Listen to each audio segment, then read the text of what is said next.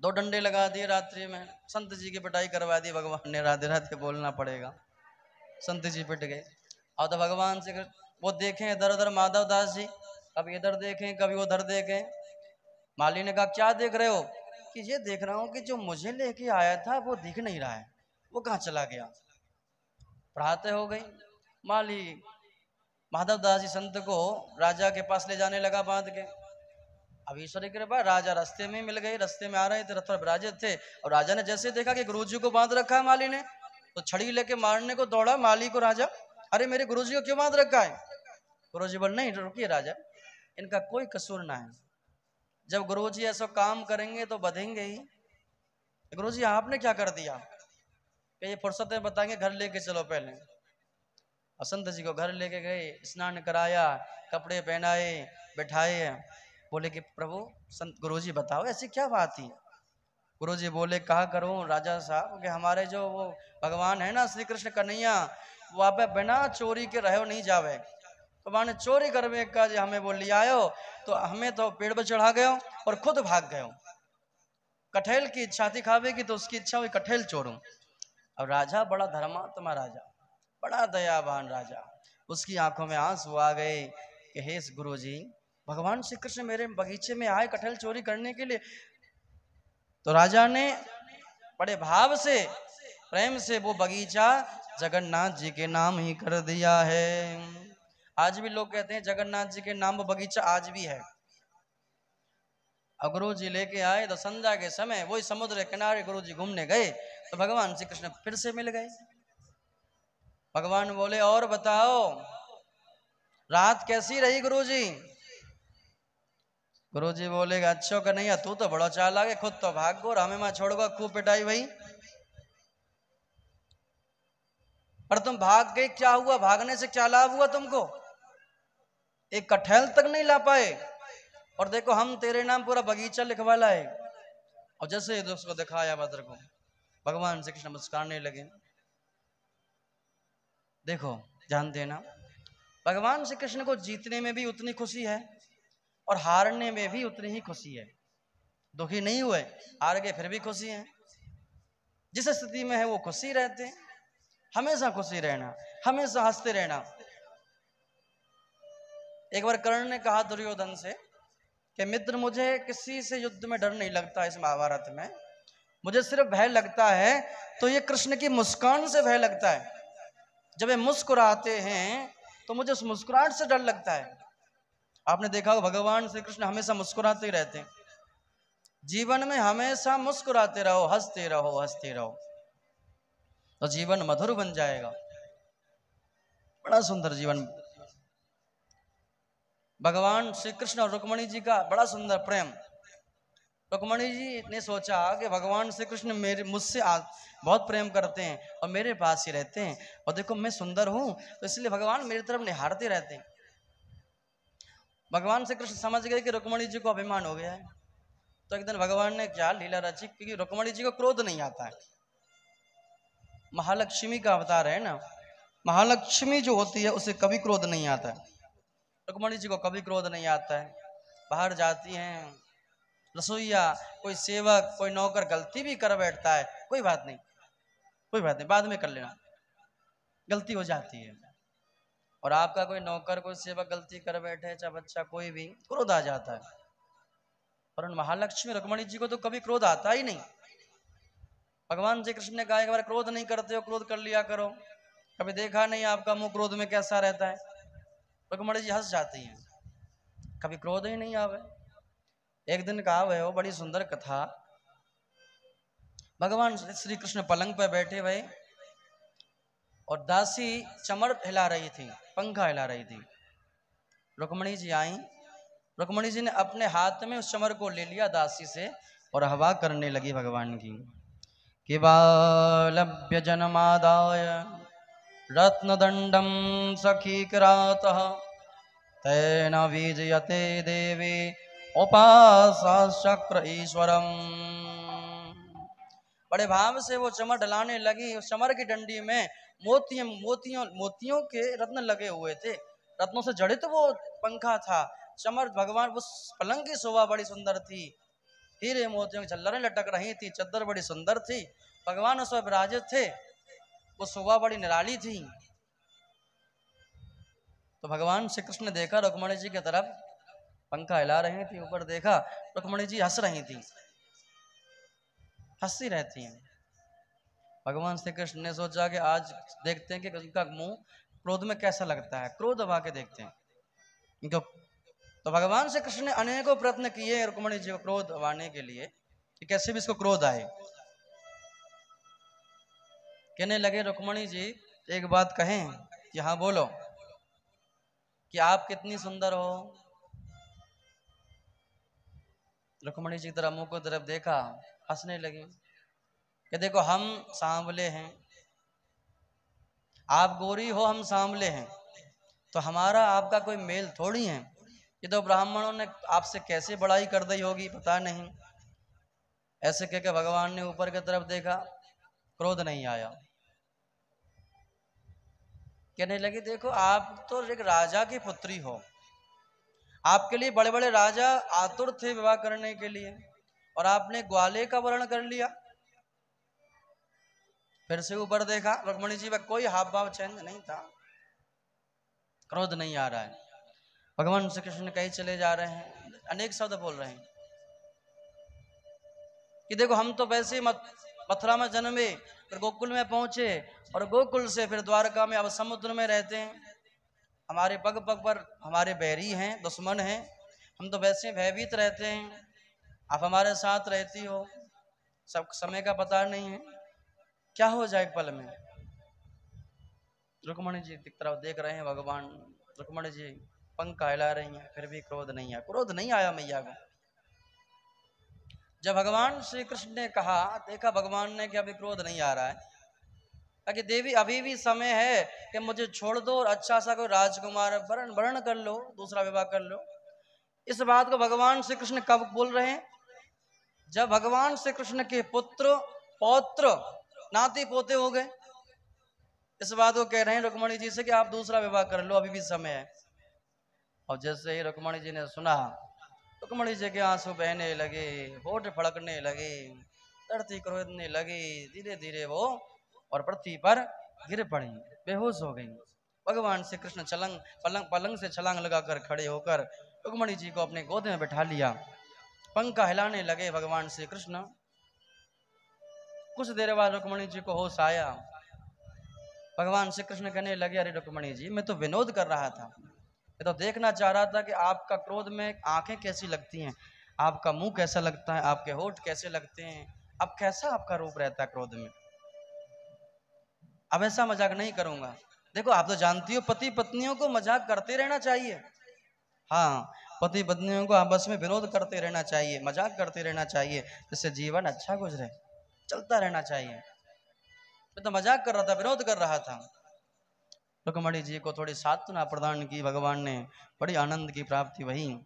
प्रेम से ध्यान दीजिए कि देखो संसार में जो रिश्ता है पति और पत्नी का बड़ा पवित्र रिश्ता है, विश्वास का रिश्ता है, अंत समय तक दोनों का साथ रहता है, दोनों साथ निभाते हैं, सुख दुख में सभी स्थितियों में एक दूसरे का साथ देते हैं। तो इस विश्वास को हमेशा बना रहने दें, इसको विश्वास को न तोड़ें, क्योंकि money is loss, nothing is loss. पैसा गया तो कुछ नहीं गया। Health is loss, something is loss. स्वास्थ्य गया तो कुछ गया। Character is loss, everything is loss. देखो प्यारे, चरित्र चला गया जीवन का तो हर चीज जीवन की चली गई। तो हमेशा ध्यान दें कि चरित्रवान रहें, प्रेम से रहें, विश्वास से रहें। बड़ा सुंदर दोनों का रिश्ता है पति पत्नियों का, बड़े आनंद से रहें।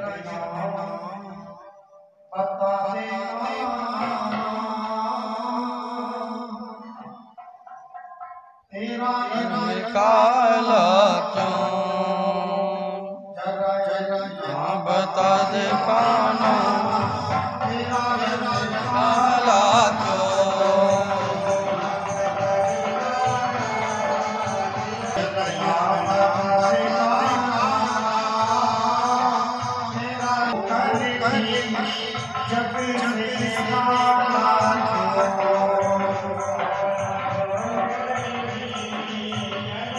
निराला क्यों।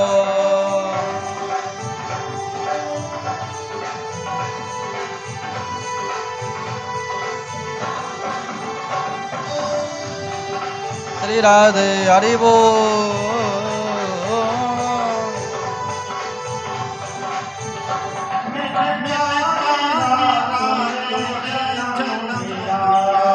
काली रात में जन्म लिया,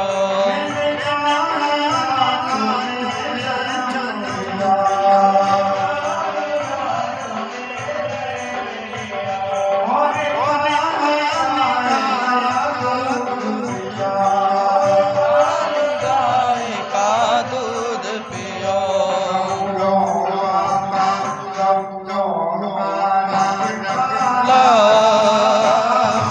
इसलिए काला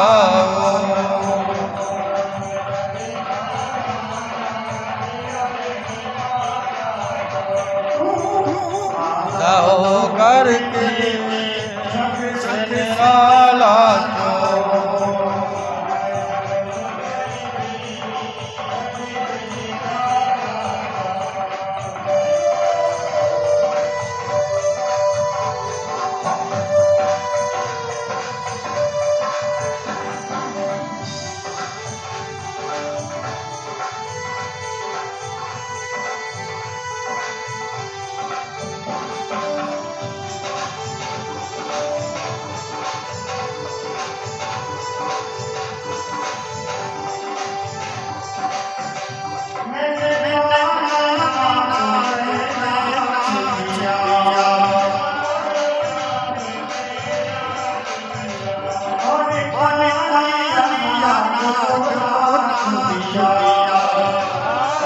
नागी को नाद दिया,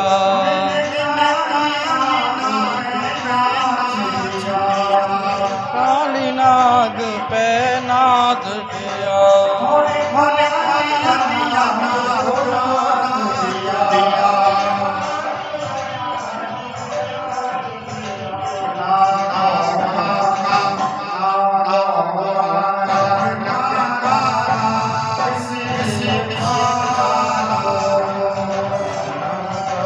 काना रंग काला क्यों।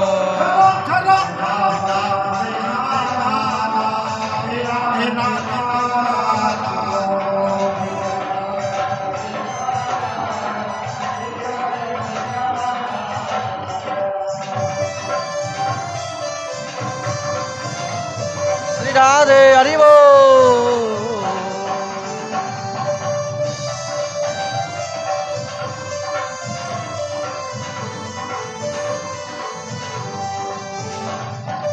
जय हो।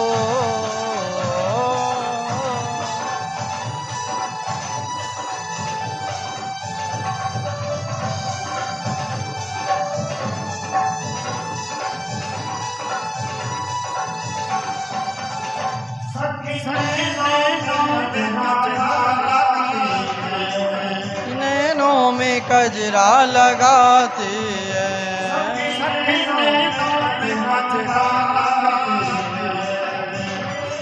में कजरा लगाती है,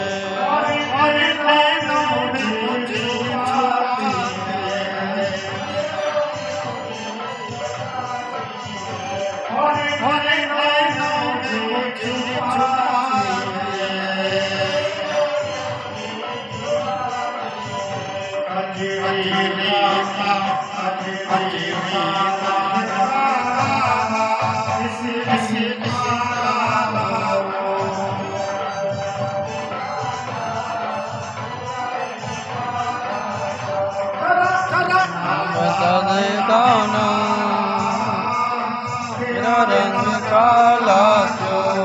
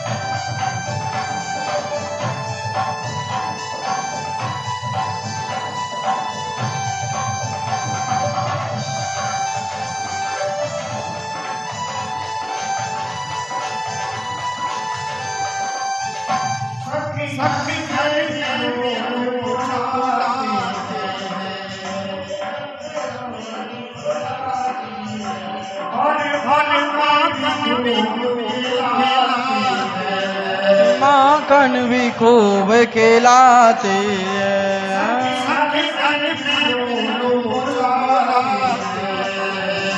मैं भी खूब बुलाते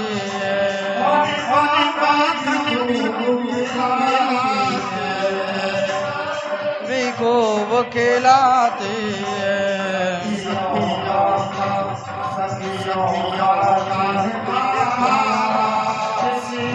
लाला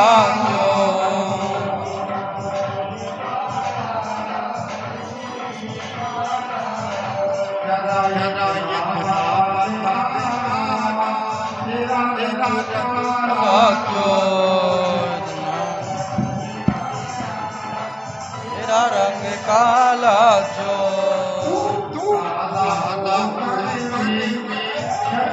निराला जो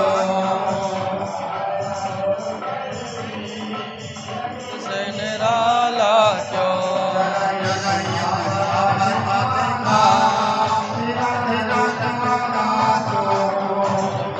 बता दे काना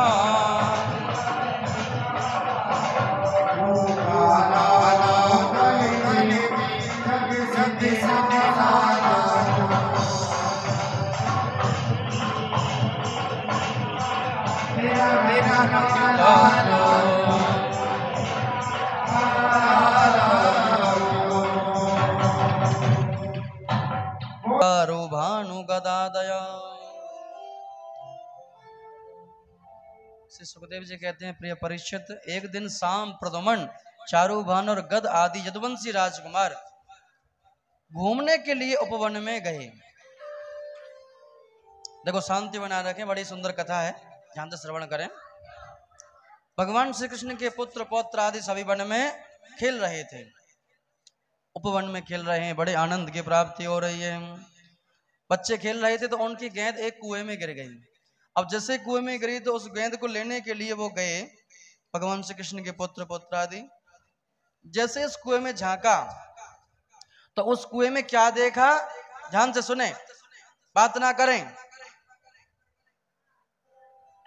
बात मत करो। जैसे कुएं में झांका तो उसमें क्या देखा, एक गिरगिट था, बहुत बड़ा गिरगिट जो रंग परिवर्तन करता है। गिरगिट क्या करता है, रंग परिवर्तन। पर ये मनुष्य जीव उसका भी बाप है, रंग परिवर्तन करने में जीव उसका भी बाप है। एक सेकंड में परिवर्तन हो जाता है, अभी कुछ कहे थोड़ी देर में क्या परिवर्तन कर दे। अरे प्यारे, ऐसा नहीं करना चाहिए, रंग परिवर्तन नहीं करना चाहिए।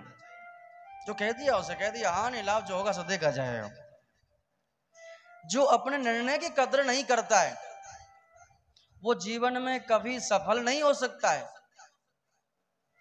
वो कभी सफल नहीं हो सकता। आपने जो निर्णय कर दिया वो कर दिया, जो होगा सो हो गया, गलत है सही है उसकी पूर्ति करो, निर्णय की कदर करो, रंग मत परिवर्तन करो। जैसे गिरगिट को देखा, उसको निकालना चाहा उन बच्चों ने, पर बाहर नहीं निकला, बहुत भारी था वो। भगवान श्री कृष्ण के पास गए, भगवान को बताया, भगवान आए, जैसे इस कुएं में देखा भगवान ने हाथ लगाया, अनायास ही उस गिरगिट को बाहर निकाल लिया। और जैसे ही उसको बाहर निकाला तो वो जो गिरगिट, अब वो गिरगिट नहीं रहा। कि सा उत्तम श्लोक करा भीमृष्टो विहाय सद्य कला स्वरूपम, कला स्वरूपम। अब तो वो इतना सुंदर हो गया, उसका गिरगिट रूप जाता रहा और वो एक देवता, स्वर्गीय देवता के रूप में परिवर्तन हो गया। ऐसा 4 भुजा है, बड़ा सुंदर मुकुट है, मुकुट झिलमिला रहा है, सोने के समान उसका शरीर चमक रहा है।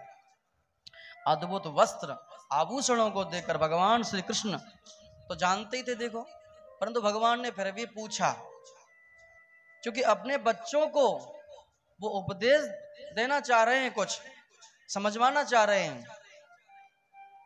देखो बच्चा जब नहीं माने तो गुरु स्थान पर है, ब्राह्मणों के स्थान पर है, कथाओं में लेके आओ तो मानेगा।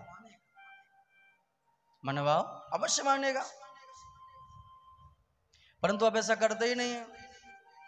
बच्चों को अच्छे संस्कार देना, मैं बार बार कहता हूं कि बड़ा हुआ तो क्या हुआ, जैसे पेड़ खजूर, पंछी तक को छाया नहीं, पल लागे अति दूर।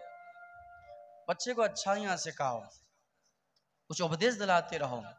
भगवान श्री कृष्ण अपने पुत्र पौत्राने को उपदेश दिला रहे हैं। क्या उपदेश भगवान सब कुछ जानते हैं, कटकट वासी हैं, उनसे कौन सी बात छुपी हुई है। फिर भी भगवान ने पूछा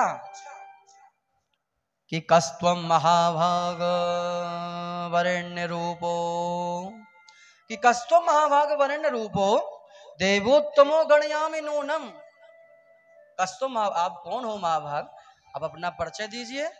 आप अभी गिरगिट थे, अब देवता स्वरूप हो गए, आप बड़े सुंदर हो गए, आप कौन हो? आप अपना परिचय दो। तो वो गिरगिट क्या कहने लगा, वो देवता, कि महाराज कि नृगो नाम नरेंद्रो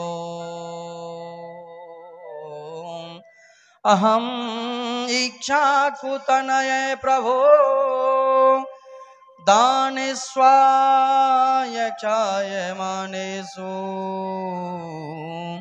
यदि ते कर्णम निष्प्रसम। ध्यान से श्रवण करना। कहने लगा वो गिरगिट, वो पुरुष कहने लगा, देव देव परिवर्तन हो गया, वो गिरगिट अब परिवर्तन हो गया, बदल गया, कि महाराज अहम नृगो नाम नरेंद्रो, कि मैं नृग राजा। कौन था वो? नृग राजा। इक्ष्वाकु कुल में मेरा जन्म हुआ। दाने स्वाय क्षाय माने सु, यदि आपके कानों ने सुना हो, यदि आपने सुना हो तो मुझसे बड़ा दानी, आपने दानियों का नाम सुना हो तो मेरा नाम भी दानियों में आता है। सब जानते हैं मुझे कि वह नृग राजा, कि महाराज मैंने इतना दान किया, इतना दान किया कि किम नो ते विदमनाद सर्वभूतात्म साक्षणा कालेनाभ्यतदृशो वक्षित वापी तवाग्जहा। भरतु आप तो कण कण में व्याप्त हैं, आपको सब कुछ पता है। मैंने खूब दान किया, खूब दान कर कर फिर भी मैं गिरगिट बन गया, गिरगिट बन गया। जितने आकाश में ताले, ध्यान देना, जितने आकाश में तारे, जितने सिर में बाल, इतना नरक राजा ने दान किया, गिनना मुश्किल, फिर भी वो गिरगिट बना। असंख्य गायों का दान किया, जहां भी महाराज गरीबों की शादी होती मैं जाता, बढ़ चढ़कर भाग लेता, खूब पैसा खर्च करता, दान देता, दहेज देता। जिस किसी गरीब का घर नहीं तो मैंने घर बनवाए, अन्न की जरूरत तो मैंने अन्न दिया, भंडारे चलवाए, अन्न क्षेत्र चलवाए, फिर भी मैं गिरगिट बन गया। भगवान श्री कृष्ण ने कहने लगे कि ऐसा है कि इतना दान करके गिरगिट बन जाए, ये बात को समझ में नहीं आती। आपने दान किया होगा, जो वस्तु घर में काम नहीं आ रही होगी वैसे दान कर दिया होगा। गायों का दान किया होगा, बांझ होंगी, वो दूध नहीं देती होंगी, भाई बांझ गाय का दान कर दो चलो ब्राह्मण को, ऐसा दान कर दिया होगा। नहीं महाराज, ऐसा मैंने दान नहीं किया। दान ऐसा किया कि सामने वाले उसे यूज करे, प्रयोग करे, दान ही वो है। आप जो वस्तु दान करें वो सामने वाला उसका उपभोग करे। आपने दान दे कर अब अलग, ऐसा नहीं, आपको दान को वो प्रयोग में ले। महाराज मैंने कैसा दान किया, कैसी गायों का दान किया कि पयस्वनी तरुणी शील रूप गुणोपन्ना कपिला हेम श्रृंगी न्यायार्जिता रूपी खुरा सवत्सा दुकूल माला भरणा ददावहम। कि हे प्रभु मैंने पयस्वनी तरुणी, तरुणी अर्थात युवा, पयस्वनी दूध देने वाली गाय, नई गाय, हाल ही में ब्याही हुई गाय, कपिला हेम श्रृंगी, बड़ी सीधी गाय, मरखनी नहीं, मरखनी का दान नहीं किया जो मारती हो, मैंने सीधी गायों का दान किया, कपिला गाय का दान किया। कपिला हेम श्रृंगी, उनके सींगों को मैंने सोने से मड़के दिया, खुरों को चांदी से मड़के दिया, और अनेकों साधनों से, अनेकों वस्त्राभूषण से मैंने लाद के दिया। सुलंकृतेभ्यो गुणशील मदभ्य सिद्ध कुटुंब विभृत प्रदेश, अनेकों गरीबों का मैंने कुटुंब पालन किया, अनेकों गरीबों की सहायता की, फिर भी मैं गिरगिट बन गया। भगवान ने कहा तो भैया गिरगिट कैसे बन गए तुम? भाई इतना दान करके और जो आदमी गिरगिट बन जाए, यह आश्चर्य की बात है। भगवान श्री कृष्ण का फिर क्या अपराध हुआ? कि महाराज मुझसे एक अपराध हो गया। क्या अपराध हुआ? कि मुझसे एक अपराध ये हुआ कि एक बार मैंने एक गाय के झुंड का दान किया जिसमें अनेकों हजार गाय थी, तो उसमें भूल से एक दूसरे ब्राह्मण की, जो अपरिग्रहित ब्राह्मण जो कभी दान ना लेता था, उसकी गाय मेरे गाय के झुंड में आके मिल गई, मुझे पता नहीं था और मैंने उस झुंड का दान कर दिया, उस गायों का दान किया। तो ब्राह्मण ले जाने लगे तो जिसकी गाय थी वो आ गया ब्राह्मण कि भाई ये तो मेरी गाय। अब वो ब्राह्मण कहे कि ये तो मुझे राजा ने दान में की है। ब्राह्मण ने कहा कि राजा चोर है। अब तो ऐसे दोनों ब्राह्मण आपस में झगड़ते हुए राजा के पास आए, राजा के पास अपनी बातों को कायम रखा। राजा ने जैसे ही सुना तो राजा के चरणों से पृथ्वी खिसक गई। जानो कहने लगे, हाथ जोड़ के खड़े हो गए कि हे ब्राह्मणों, मुझे इस घोर नरक में पड़ने से बचा लो। ये घोर नरक है, क्योंकि मुझे बचा लो, ऐसा ना करें, मेरी रक्षा करो, मेरी रक्षा करो। ब्राह्मणों ने कहा कि हे राजन, तुमने ऐसा क्यों किया? भाई मैंने प्रायश्चित कर रहा हूं, मुझसे भूल से ऐसा हो गया। आप ऐसा करो, इस गाय को मुझे दे दो, वापस दे दो। तो ब्राह्मण ने कहा कि महाराज मैं इस गाय को वापस नहीं दूंगा, क्योंकि मुझे दान में मिली है। राजा ने कहा मैं इसके बदले में आपको 10,000 गाय दूंगा। उसने कहा कि 10,000, आप मुझे 1,00,000 गाय दें तो मैं इस गाय को वापस नहीं करूंगा। उस ब्राह्मण से कहा जिसकी गाय थी, महाराज आप मेरे पास से जो इच्छा हो वो ले लो। उस ब्राह्मण ने कहा महाराज आप गाय का पूरे राजपाट दें तो मैं दान में नहीं लेता, कोई वस्तु में दान लेता ही नहीं हूँ। अपरिग्रहित ब्राह्मण, अब इसको दान में नहीं लूं, मैं इस गाय को नहीं लूंगा। ऐसा कहकर वो ही ब्राह्मण चला गया, दोनों ब्राह्मण चले गए। परिणाम स्वरूप जब मुझे मेरा अंतिम समय आया, धर्मराज ने मुझसे पूछा कि ये बताइए आपको आप पहले पुण्य का आप पहले भोगोगे कि पाप का? तो कहने लगे देखो भैया पहले पाप को भोगूंगा मैं, क्योंकि पुण्य तो आपके ऐसे हैं कि आपको दिव्य लोक प्राप्त होने वाला है, पर आपके पाप ऐसे हैं। अब तो कहने लगे कि पाप भोगूंगा। और यमराज ने तुरंत ही उसको पृथ्वी पर डाल दिया और गिरगिट बना दिया। गिरगिट बन गया, रंग परिवर्तन हुआ। तो नरक राजा कहते हैं कि प्रभु कि ना हम हालाहलम कि मन्ये विषम यस्य प्रतिक्रिया ब्रह्मस्वं विषम प्रोक्तम नाश प्रतिविधिर्भुवि। ध्यान देना, ध्यान पूर्वक सुनना, बड़ी सुंदर कथा है। कि ना हालाहलम, हलाहल विष को मैं विष नहीं मानता। भगवान श्री कृष्ण कह रहे हैं कि देखो बेटा, मैं हलाहल विष को विष नहीं मानता। जो तुरंत जो पड़ जाए पृथ्वी पर भस्म कर दे, वो भी विष मेरी नजर में विष नहीं है वो, क्योंकि उस विष को खाने वाला ही समाप्त होगा। ध्यान देना, क्योंकि हलाहल विष को खाने वाला ही समाप्त होगा, परंतु ब्राह्मणों का जो धन है वो ही परम विष है, उसका कोई उपचार नहीं है। विष का उपचार है, जहर का उपचार है, परंतु ब्राह्मण का जो धन खाता है उसका कोई उपचार नहीं है। अगर ब्राह्मण की मर्जी से कोई व्यक्ति खाता है, ब्राह्मण का ध्यान देना, ब्राह्मण की मर्जी से उसके अगर चाय पीता है, धन खाता है, तो वो 3 पीढ़ियों का विनाश कर देता है। कितनी पीढ़ियों का? 3 पीढ़ियों का वो जी विनाश कर देता है। अपने पुत्र की और अपने पौत्र की 3 पीढ़ियों का विनाश करता है। कि ब्रह्मस्वम दुर्निज्ञातम भुक्तम हंति त्रिपुरसम प्रसय्यतु बलाद भुक्तम 10 पूर्वाण 10 पाराण। और जो जीव ब्राह्मणों का जबरदस्ती खाते हैं, तो छीन रहे हैं, उनकी कैसी कुपत होनी है, कैसी कुपत होनी है प्यारे। वो तो अपनी पूर्वार्ध 10 पीढ़ियों का विनाश कर देता है और 10 पीढ़ी अगली पीढ़ियों का विनाश कर देता है वो जीव। इसलिए ब्राह्मणों के धन से दूरी बनाए रखें, ब्राह्मणों का धन ही परम विष है। हमेशा प्रणाम रखें, सावधान रखें। अगर ब्राह्मणों का खाते हैं तो उसके हाँ खाओ, बहुत से लोग खाते हैं। भगवान ने खाया जो, तो हाँ भगवान ने भी खाया था। मधुमंगल थे, भगवान के मित्र थे, तो उनके घर का छाछ खाई भगवान ने सका है प्रेम में, पर उसके बदले में अब खाते हो तो उसको मिला के कुछ ज्यादा दे दो। जैसे लड़की का खाते हो तो लड़की को कुछ पैसे दे देते हैं तो वो बराबर हो जाता है। तो इस तरीके से आप खा सकते हो। प्रेम से बोलिए श्री वृंदावन बिहारी लाल की जय हो। बलराम जी का ब्रज गमन, ब्रज में आए बलराम जी, बड़े आनंद की प्राप्ति हुई। इधर एक बड़ी रोमांचक कथा, बड़ी सुंदर। एक पौंड्रक भगवान, अच्छा पौंड्रक भगवान का नाम सुना है? पौंड्रक भगवान थे, भगवान श्री कृष्ण के समय थे वो। आज कलयुग में देखो, जब भगवान श्री कृष्ण के समय ऐसे पाखंडी भगवान जन्म ले लिए, तो आज तो कलयुग है, आज तो पग पग पर अनेकों जगह जगह भगवान विराजित हैं, बहुत भगवान है आज तो। तो एक पौंड्रक व्यक्ति थे, तो गांव वाले उसको चढ़ाया करते थे वैसे ही, क्योंकि अभिमान, ध्यान देना, जो अभिमानी पुरुष होता है उसको प्रशंसा से मारो, उसकी प्रशंसा करो, भाई तू ऐसा है, वो प्रशंसा में प्यारे सारा काम कर देगा। और लोभी जो होता है उसे लोभ दे के मारो, लोभी। और जो भगवान का भक्त होता है वो प्रेम से मनाओ उसको। तीन प्रकार के लोग होते हैं।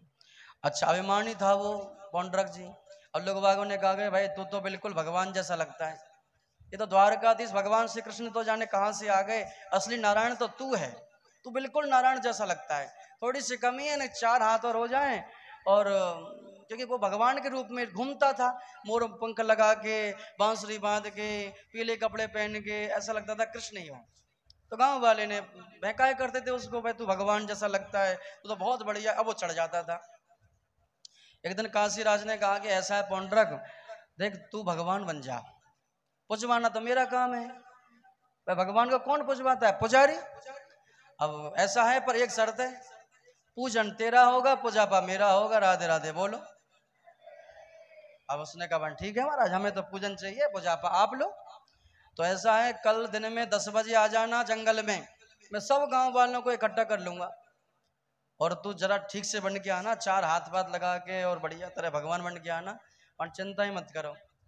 अब तो प्यारे वो सुबह भाई और बा ने अपना सपना सुनायो कि भैया ऐसा है कि आज हमें भगवान सपने में आए, और सपनों दियो कि आज भगवान 10 बजे आएंगे और सब उनके आशीर्वाद लेंगे और सबकी इच्छाओं को पूर्ण करेंगे। तो भैया जिसको भी भगवान के दर्शन करने हो और वो आ जाए 10 बजे वहां फलानी जगह पर। अब तो ऐसी जनता है, जनता वो ऐसी है। और तो जैसे कि भेड़ चाल होती है, एक के पीछे एक, एक भेड़ नहीं होती, एक के पीछे एक व्यक्ति। एक अनुभव की बात, एक अध्यापक ने एक प्रश्न किया विद्यार्थी से, अच्छा बताओ एक पहाड़ पर 5 भेड़ खड़ी थी, कितनी? 5 भेड़। अब वो क्या हुआ कि 4 भेड़ एक आके और वो नीचे गिर गई, तो कितनी भेड़ बची? उसने कहा एक भी नहीं। क्यों भाई? वो तो जब 4 भेड़ आ गई तो 5 भी तो अपने आप आ जाएगी उसके पीछे। तो ये अनुभव भी कुछ होता है, तो 5 भी अपने आप आके गिर गई। तो ऐसे ही ये अनुभव जो है बड़ा जीवन में अनमोल है।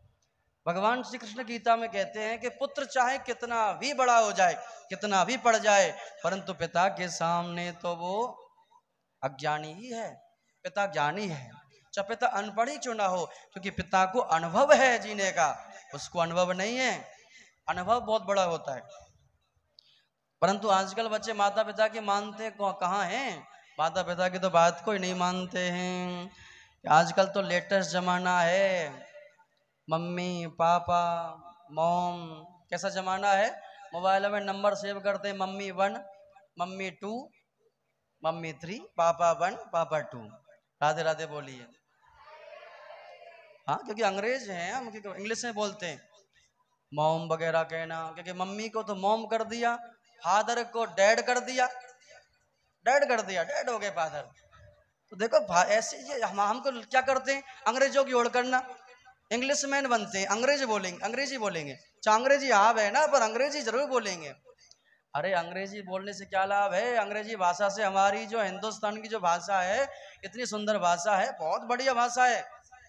संस्कृत में बात करो, हिंदी में बात करो, कितनी सुंदर है, बड़ी सुंदर भाषा है। परंतु अपनी भाषा को छोड़ के हम विदेशी भाषा को चयनित करते हैं, ऐसा नहीं करना चाहिए। अपने देश की भाषा में रहो। तो धर्मे निधनम पर धर्मो भया भया, कि जो अपने धर्म में जो मरता है वो पर धर्म से बढ़कर अपने धर्म में बढ़ना चाहिए, दूसरे का धर्म स्वीकार नहीं करना चाहिए, जो मिल जाए।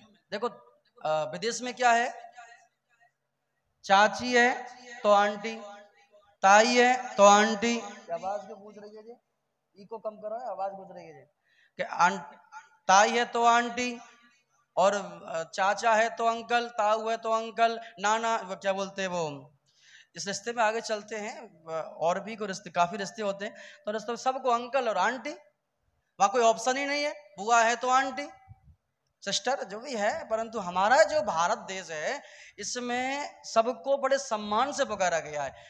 मम्मी को मम्मी, पापा को पापा, बुआ को बुआ जी, बहन को बहन जी, इस भाव से। और देखो बार बार कहता हूं, भगवान राम ने रावण का वध किया, बाली का भगवान श्री राम ने वध किया, भगवान श्री राम ने रावण का वध किया, भगवान श्री राम ने बाली का वध किया। तो बाली ने एक प्रश्न किया कि प्रभु कि मैं बैरी सुग्रीव प्यारा, अवगुण कवन नाथ मोहि मारा, मैंने ऐसा कौन सा अपराध कर दिया कि मुझे आपने मारा। भगवान श्री कृष्ण कहते, भगवान श्री राम कहते हैं कि अनुज बधु भगनी सुत नारी, सुन सठ कन्या समय चारी, इन्हीं को दृष्टि बिलो कही जोई, ताहे बधे कछु पाप न होई। अनुज वधु, छोटे भाई की पत्नी और बहन, कन्या, दूसरे की कन्याओं को भाव दृष्टि से देखना।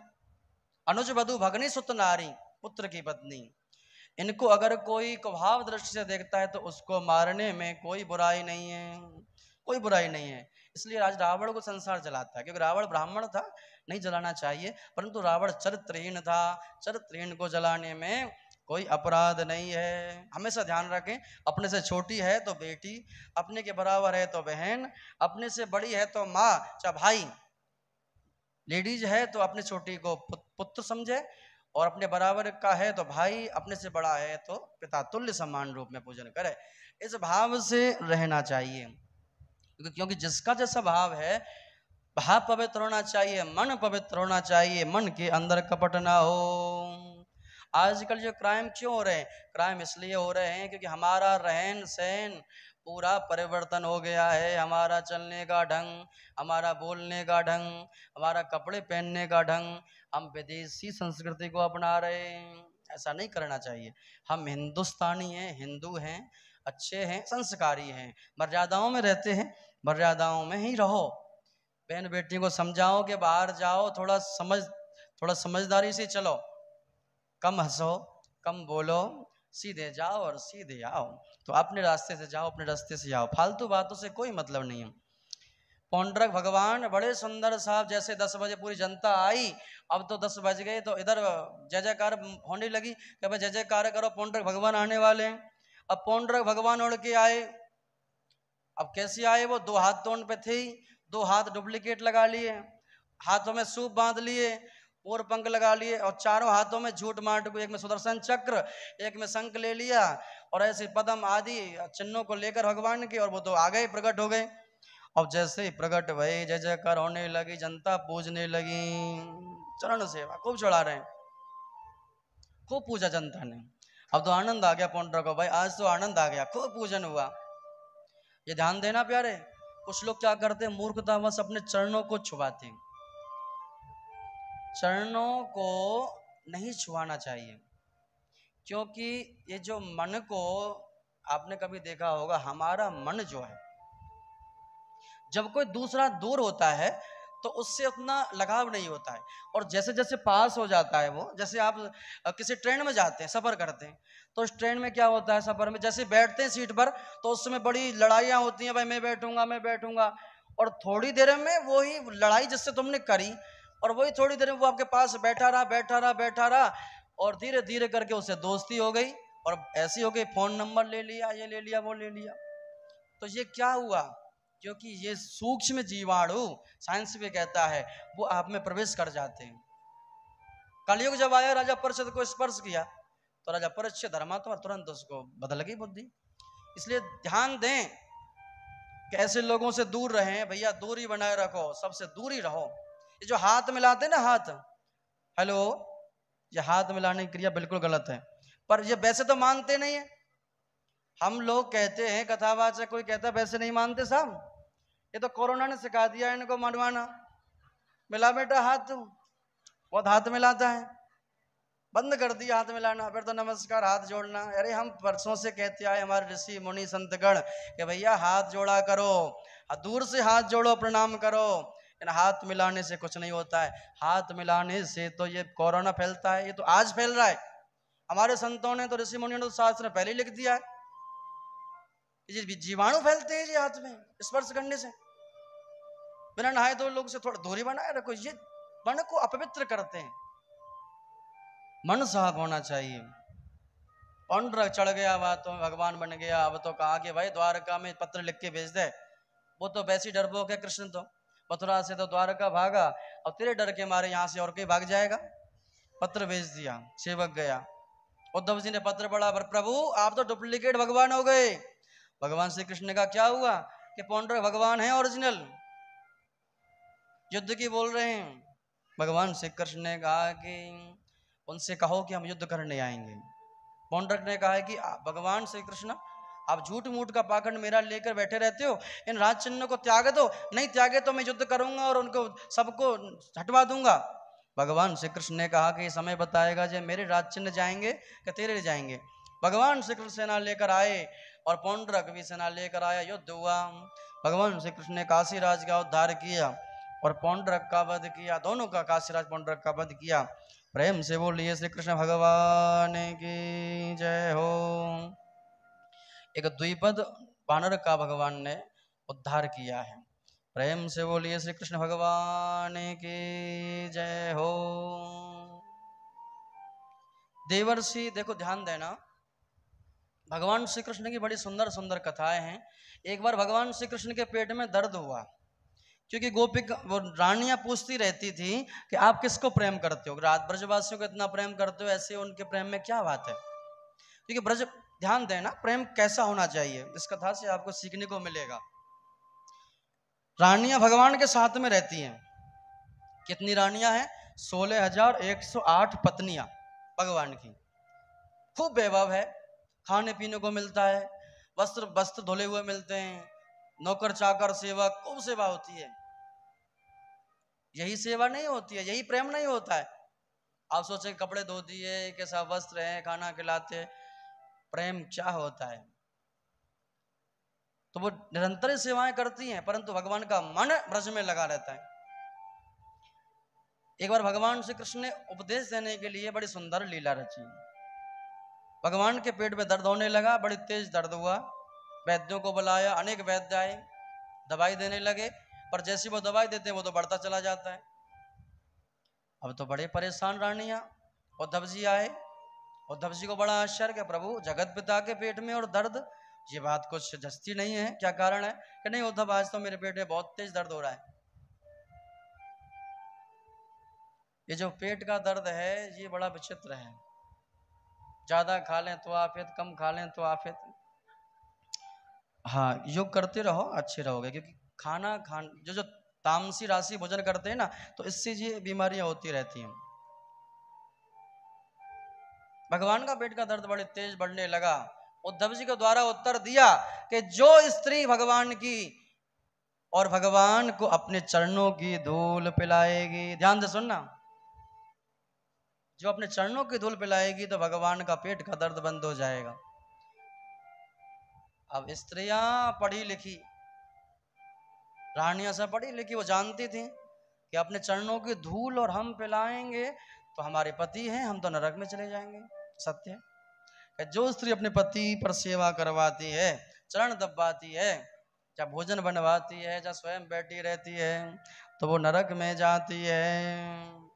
और आज कलयुग में तो खूब देखने को मिल रहा है, घर घर में राधे राधे बोलिए, ये कितनी नरकन में जाएंगे। देखो प्रेम में सब जायज है, जहाँ प्रेम है वहां सब जायज है, जबरदस्ती नहीं। प्रेम है, प्यार है, जहां वह सब चलता है। प्यार होना चाहिए, स्वार्थ का नहीं, प्यार हो। रानियों ने कहा महाराज हम तो अपने चरणों की धूल देंगे नहीं, नरक हम अपने पति को चरणों की धूल पिलाएंगे। अरे राम राम राम, नहीं नहीं नहीं नहीं, दूर हट गई। भगवान श्री कृष्ण ने कहा कि ब्रज में जाओ, वहां मैंने गोपिकाओं के साथ में बड़ा सुंदर रास रचाया है, वो मुझे बहुत प्रेम करती हैं। उद्धव जी के व्रत में विराजित हुए, रुक्मणी जी हंसने लगी, देखो भैया अभी भगवान को उन ब्रजवासियों पर प्रेम है, वही दिख रही गोपिकाएं। पुराना प्रेम है ना भगवान का, मजाक करने लगे, विनोद करने लगे। अब तो प्यारे जैसे ही रथ पर विराजे तो भाई उद्धव जी चले गए, वृंदावन में पहुंचे। जैसे राधे का ध्वजेगा गोपिकाएं आई, चारों ओर से रथ को घेर लिया। पूछा कि प्रभु उद्धव जी क्या बात है, आपका मुख कुछ उदास है, तो कष्ट है भगवान को, क्या बात है आप बोलिए। उद्धव जी ने कहा कि भगवान के पेट में दर्द हो रहा है, बहुत तेज दर्द है। कि वैद्य को नहीं बुलाया, कि बुलाया, वो दर्द तो और बढ़ता चला जाता है, कि कोई उपाय। अब तो गोपिकाएं आपस में कहने लगी, हे गणेश जी, हे राम जी, हे भोले बाबा, हे दुर्गे मैया, हे हनुमान जी, आज तक हमने आपकी जो पूजा की है, हमारे प्रेमी को ठीक कर दो, हमारे प्रभु को ठीक कर दो, उसके बदले में कुछ देना चाहते तो हमें दीजिए, हमारे प्रियतम ठीक हो जाए। उद्धव जी ने कहा कि नहीं नहीं, देखो इसका उपचार है, कि उपचार ये है कि आप अपने चरणों के, भगवान की जो प्रेमिका है, स्त्री है, वो अगर भगवान को अपने चरणों के धूल पिलाएगी तो वो उनका पेट का दर्द बंद हो जाएगा। गोपिकाओं ने कहा कि मेरे चरणों की धूल ले जाओ, मेरे चरणों की धूल ले जाओ, मेरे चरणों की ले जाओ। अब तो अनेकों गोपिकाएं हैं, सब कहने लगी। उद्धव जी ने कहा कि आपको पता होना चाहिए कि भगवान को अगर आप चरणों की धूल पिलाओगी तो आपको नरक मिलेगा। नरक, क्या आपको नरक स्वीकार है? तो वो गोपिकाएं बोली कि हे उद्धव जी, अगर हमारे प्रियतम, हमारे प्रेमी हमारे चरणों की धूल से ठीक हो जाते हैं तो हम एक नरक में नहीं, दो नरक में नहीं, 100 जन्मों तक नरक में पड़ने के लिए तैयार हैं। ये कौन सा प्रेम है? ये निस्वार्थ प्रेम। अब इस प्रेम में क्या मिल रहा है गोपिकाओं को? गोपिकाओं से भगवान श्री कृष्ण कितना दूर रहते हैं? द्वारका में, गुजरात में। वृंदावन कहाँ कहाँ, गुजरात। परंतु प्रेम उनका वो ही युवा है, आत्मा का प्रेम, दिल का प्रेम। प्रेम में देना होता है ना कि लेना। प्रेम में लेने की आस कभी ना रखनी चाहिए, मात्र देने की रखो, जितना हो उतना दिया जाए। अच्छा, उसमें लेना हो गया, वो प्रेमी कौन सा रहा बताना? राधे राधे बोलो।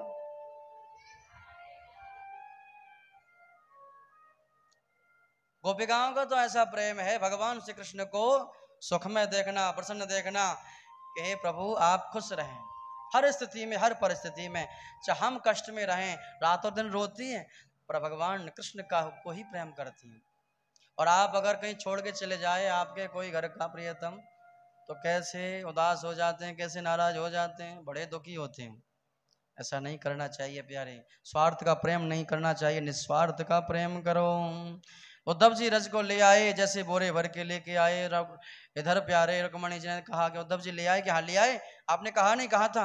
उन्होंने कहा कि 1 जन्म नहीं, 2 जन्म नहीं, हम 100 जन्मों तक नरक में पड़ने के लिए तैयार हैं, पर हमारे प्रियतम ठीक हो जाएं। प्रेम से बोलिए राधे रानी सरकार की जय। हाँ, एक राधा रानी की जो रज है वो बड़ी ही सुंदर है। एक बार जिसको प्राप्त हो जाए उसका जीवन धन्य हो जाता है। श्री राधे मेरी स्वामिनी, मैं राधे जो गोदास, जन्म जन्म मोहि दीजियो, ब्रज वृंदावन वास।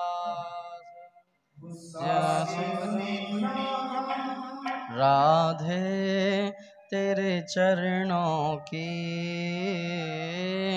श्यामा तेरे चरणों के, पग धूल जो मिल जाए, दे तेरे चरणों के।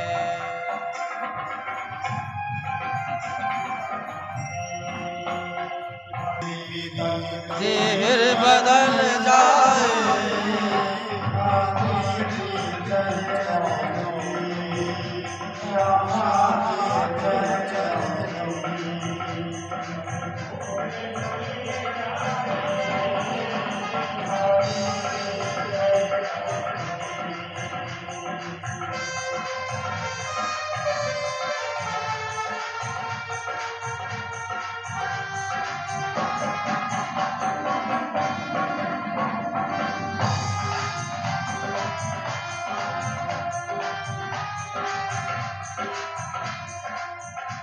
ये मन बड़ा चंचल है, कैसे प्रेम करो,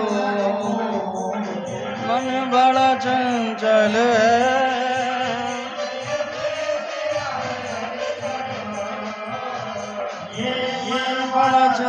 चले कैसे तेरा भजन करूं।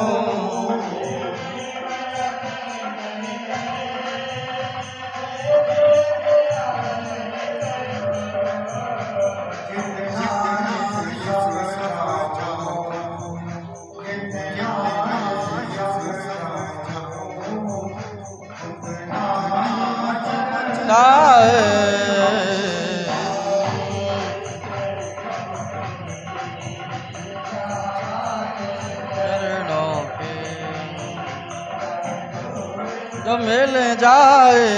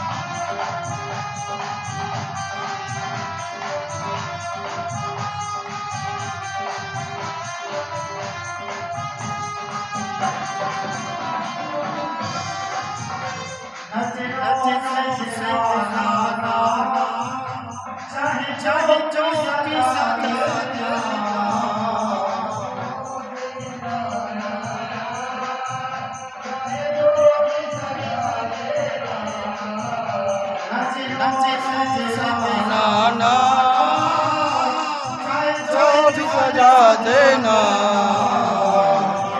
से गिराना ना चाहे जो भी सजा देना से गिर जाए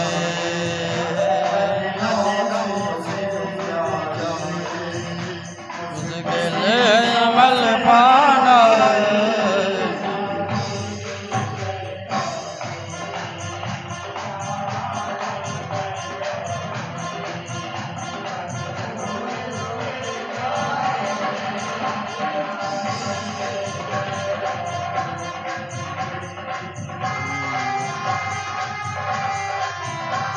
श्री राधे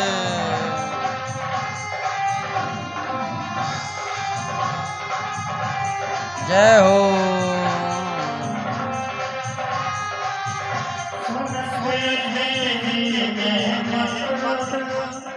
रात बरसती है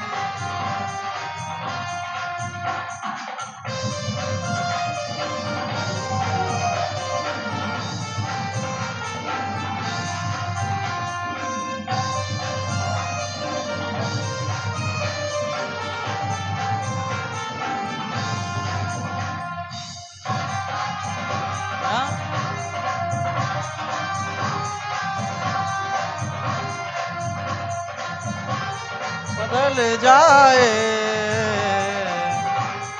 चरणों के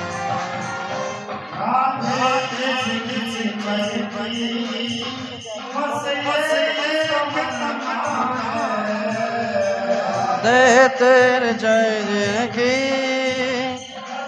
एक तमन्ना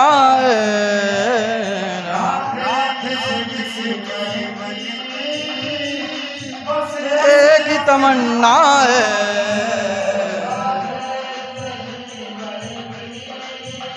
बस एक ही तमन्ना है हो जो रे तुम सामने हो मेरा दम ही निकल जाए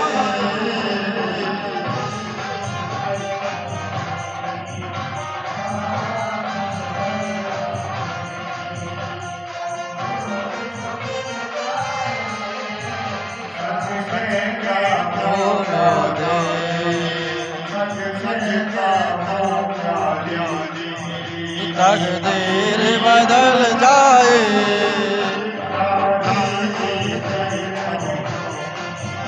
श्यामा तेरे चरणों के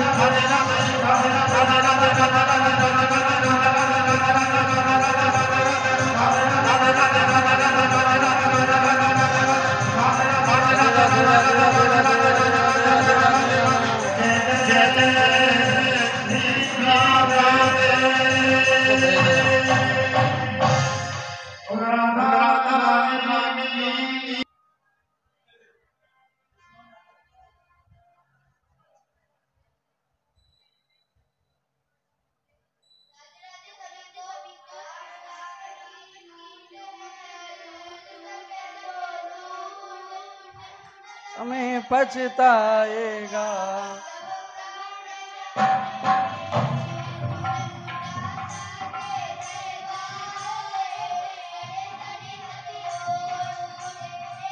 अल्लाह एक है मांगत लाख करोड़, जितना दीजियो जमे कुटुम समाज, भूखा ना रहो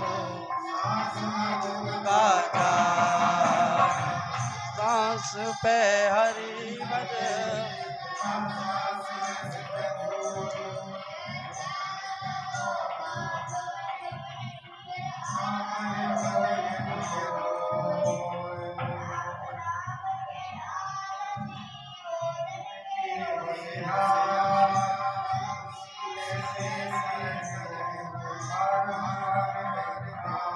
बोलो राम राम राम, बोलो श्याम श्याम श्याम, बोलो राम राम राम, बोलो राम बोलो राम राम राम, बोलो श्याम श्याम श्याम, बोलो राम राम राम, बोलो श्याम श्याम, बोलो राम राम राम, बोलो श्याम श्याम श्याम, बोलो राम राम राम, बोलो श्याम।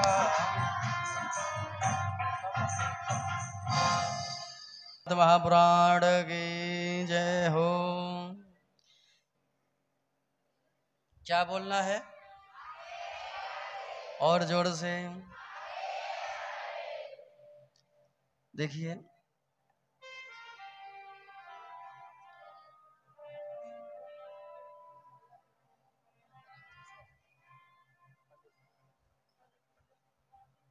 पंडित जी, ओम दृग्विधान सक्षाणी वलस्य वलसालिन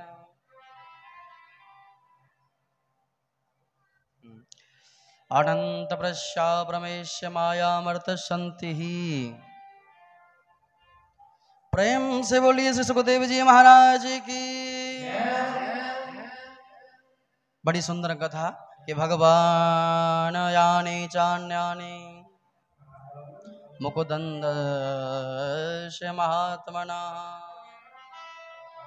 देखो, हमने पहले ही सोच लिया था कि हमारा बेटा होगा तो माधव और बेटी होगी तो माधवी। तो ठाकुर जी कृपा से माधव और माधवी, परंतु जो ट्रस्ट जो हमारा बना, भगवान श्री कृष्ण के नाम पर हमने माधव रखा और माधव के नाम पर ये ट्रस्ट है हमारा Shri Madhav charitable trust NGO है, जिसके सानिध्य में वृंदावन में नेत्र चिकित्सालय का निर्माण आप सबके सहयोग से ये संकल्प है हमारा। आप सब लोग उसमें बढ़ चढ़कर भाग लें और भूमि दान करें बड़े भाव से, और अपना नाम अंकित करा सकते हैं। रजिस्टर्ड ट्रस्ट है। प्रेम से बोलिए श्री वृंदावन बिहारी लाल की जय हो। भगवान यानी चान्यानि मुकुंद से महात्मना वीर्यानंत वीरस्य स्रोतमिच्छा महे। ध्यान रखो, भगवान प्रेम और मुक्ति के दाता परम ब्रह्म परमात्मा भगवान श्री कृष्ण की शक्ति अनंत है। इसलिए उनकी माधुर्य और ऐश्वर्य से भरी लीलाएं भी अनंत हैं। हम उनकी दूसरी लीलाएं जिनका वर्णन आपने अब तक नहीं किया है सुनना चाहते हैं। बड़ी वो सुंदर लीलाएं कि कौनो श्रुत्वा श्रुत ब्रह्मण्मत श्लोकस कथा